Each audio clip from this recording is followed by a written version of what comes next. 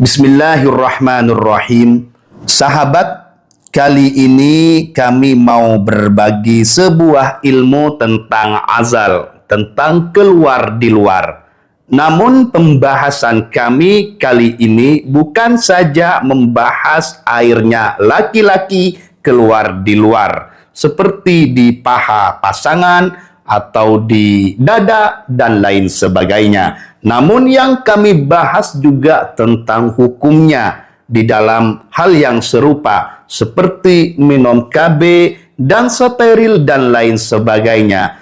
Nah, sumber ini sahabat kami ambil dari kitab Al-Fiqhul Islami wa Adillatihi Liz-Zuhaili pada halaman 6442 juz 4 versi Al-Maktabah Asy-Syamilah. Di sini di dalam satu bab Al-Azalu, di sini dijelaskan banyak tentang azal, bahwasanya banyak hadis-hadis dari Rasulullah Sallallahu Alaihi Wasallam, tentunya hadis sahih. Di antaranya adalah dari hadis Jabir, kunna na'azilu ala ahdi Rasulillah Sallallahu Alaihi Wasallam, fabalaghahu dzalik falam yanhana. Kami pernah azal saat di zaman Nabi Muhammad Sallallahu Alaihi Wasallam, hal itu sampai kepada beliau dan Nabi tidak mencegahnya. Jadi intinya azal itu adalah boleh. Namun di sini kecuali Ibnu Hazm Adz-Dzahiri. Ibnu Hazmi Adz-Dzahiri ini sahabat itu membolehkan, tapi dengan syarat izinnya istrinya. Jadi dengan syarat izinnya istrinya. Termasuk ini diperkuat oleh madhab sebagian dari madhab Hanabilah, Imam Hambali, yang mengatakan jika seorang istri itu bukan budak, merdeka, maka azal mengeluarkan mani itu boleh dengan syarat ada izinnya. Ini pembahasan sebelumnya sahabat. Namun di sini langsung kepada titik inti, illa anna syafi'iyata wal hanabila wa qauman minas sahabati qalu bi karahatil azli.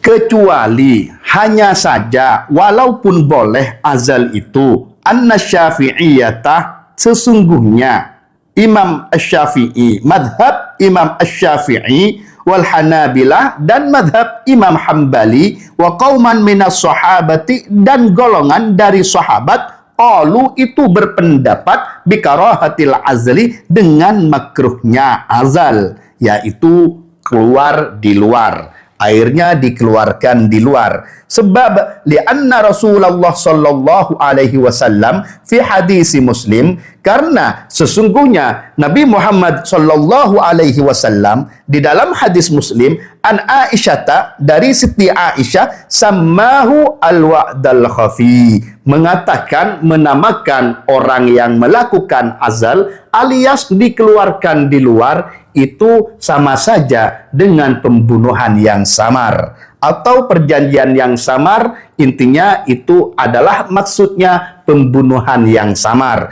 karena tradisi pada zaman jahiliyah itu terjadi pembunuhan pada bayi yang baru lahir jika bayi itu berupa perempuan. Nah, ini halnya sama wa'dal khafi, kata Rasulullah dalam menyamakannya, menamakan al-azal. Namun walaupun hadis ini sahih diriwayatkan oleh Imam Muslim dari Siti Aisyah, berkesimpulan menentukan sebuah hukum, fahamalah, maka membawa atau berdampak an-nahyu, larangan-larangan dalam hadis ini, bahwasanya Rasulullah itu menamakan azal adalah pembunuhan yang samar. Larangan ini itu dampaknya, efeknya ala karahatit tanzih, hanya makruh secara murni, makruh saja sahabat. Efek atau ketentuan hukum yang dibawa oleh hadis ini sahabat. Wa ajaza, dan membolehkan, Al-Ghazaliyu, Imam Ghazali, wa ajazal Ghazaliyu al-azla, Imam Al-Ghazali sahibu Ihya Ulumuddin. Jadi Imam Ghazali ini adalah seorang ahli tasawuf yang sangat tinggi. Fikih tasawuf beliau adalah pakarnya. membolehkan azal keluar di luar ini sahabat li asbabin karena beberapa sebab. Karena banyak sebab, yaitu banyak masalah-masalah dan lain sebagainya. Minha dari beberapa sebab itu diantaranya kasratul aulad, terlalu banyaknya anak sehingga enggak kerawat sahabat. Sekarang hamil, besok lahir, besoknya tahun besoknya hamil lagi, lahir lagi, akhirnya enggak kerawat dan itu sangat tidak baik. Kecuali orangnya kaya raya bisa diasuh oleh banyak orang, satu anak satu pengasuh, silahkan mau buat selusin pun boleh. Jadi ini fakta di lapangan yang terjadi seperti ini. Jadi banyak anak itu kadang banyak masalah. Namun kita berharap untuk sahabat kita semua yang banyak anak, semoga banyak barokah dan manfaat. Ini bukanlah paten. Banyak sekali yang banyak anaknya, banyak barokah, lancar rezeki dan lain sebagainya. Namun Imam Ghazali mentoleransi bagi kaum miskin yang terlalu banyak anak dan banyak masalah. Seperti itu sahabat. Nah, disinilah hukumnya boleh azal karena sebab-sebab. Di antaranya banyaknya anak. Wabinaan alaihi, dan berdasarkan atas pendapatnya Imam Al-Ghazali ini sahabat, yajuzuh, maka boleh istimalu mawani'il hamli, menggunakan pencegah kehamilan al-hadisati yang terkini, yang ada terjadi pada zaman sekarang ini, kal hububi seperti biji-biji atau KB, pil dan lain sebagainya, wa ghairiha dan selainnya, pil KB dan lain sebagainya. Lifatratin muaqqatatin, jadi bolehnya tadi karena untuk waktu-waktu tertentu atau waktu-waktu yang terjangkau. Suatu contoh, sekarang suami istri nikah, tahun depannya hamil dan lahir, maka dia bisa mengkonsumsi pil KB atau semacamnya hanya untuk waktu tertentu, 2 tahun ataupun 3 tahun. Duna ayyatarattaba alaihi istisalu imkanil hamli, bukan dengan sesuatu yang akan mentartibkan atau menyebabkan kepada penggunanya ini yang meminum KB-KBan ini, yaitu pembantaian atau perusakan kemungkinan hamil. Jadi seperti steril sahabat ya. Steril kan itu sudah merusak kehamilan. Namun steril ini jika dokter yang menyuruh maka tidak apa-apa. Karena dokter adalah juga patokan hukum. Suatu contoh, sahabat itu hamil 2 kali di sesar. Dan dicek, dirongsem dan lain sebagainya, tidak layak untuk 3 kali karena kandungan rahim lemah. Akhirnya dokter menyarankan steril. Maka hukum ini keluar dari pembahasan kita. Karena hukum itu adalah hukum yang boleh dan ditoleransi. Allahu a'lam. Wasalahiyatul injab, dan bagusnya yaitu janin. Penciptaan janin, produksi janin. Jadi kayak kantong janinnya itu bagus, enggak rusak. Namun jika seumpamanya dipakai walaupun sementara tetapi merusak kantong janin, janin produksi bayi ataupun kemungkinan hamil, maka itu haram. Di sini lanjutannya, qala Az-Zarkashi, Imam Zarkashi berkata, yajuzu boleh istimalu dawai, untuk menggunakan obat-obatan liman ilhabali, karena untuk mencegah kandungan, kehamilan, pembuahan. Ini al-habal sama dengan hamil. Jadi kandungan, hamil itu yang mengandung, habal itu pembuahan. Pembuahan agar jadi, seperti itu sahabat. Sebelum hamil itu banyak diistilahkan dengan habal.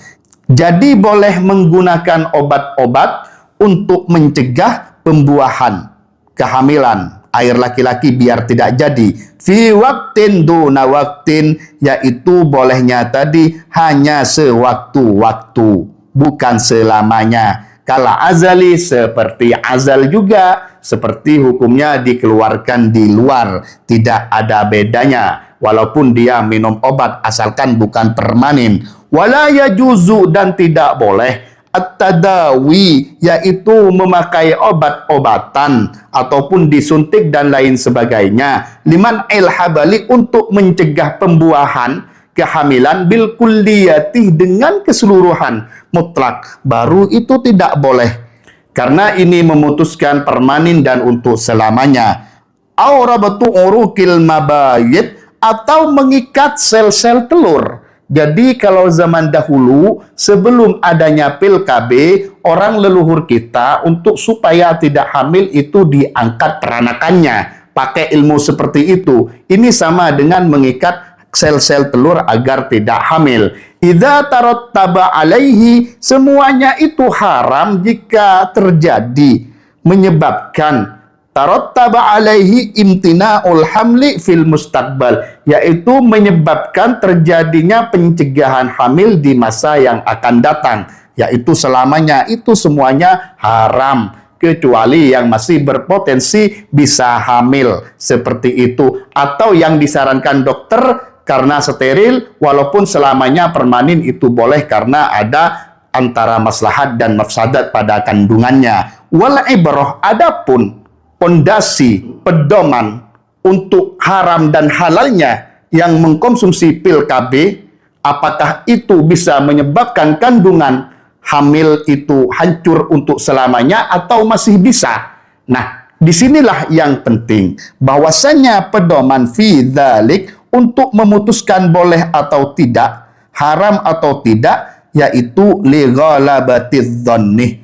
Bidzalika li ghalabatiz dhanni, yaitu untuk banyaknya penguasaannya prasangka. Maksudnya prasangka kita ini sudah mendominasi. Suatu contoh, kalau KB ini diminum walaupun berapa tahun masih hamil, seperti itu. Kalau KB ini diminum bisa permanen, jaringan-jaringan rahim bisa hancur dan lain sebagainya. Nah, ada kemungkinan perasaan seperti itu lebih tinggi daripada 50%. Ai ihtimalu ma fauqa 50%. Jadi prasangka, banyaknya praduga bahwasanya pil KB ini atau begini itu tidak akan hamil lagi, dan prasangka itu lebih dari 50%, maka itu haram. Kalau masih di bawah 50%, tanpa uji coba, menduga-duga dan ragu dan lebih yakin bisa hamil, itu juga tidak apa-apa. Wa kadzalika, dan begitu juga al-hukmu fi ta'qimir rajuli, dan begitu juga hukumnya sama di dalam pemandulan laki-laki. Pemandulan. Jadi istilahnya ini pemandulan yang diharamkan, sahabat.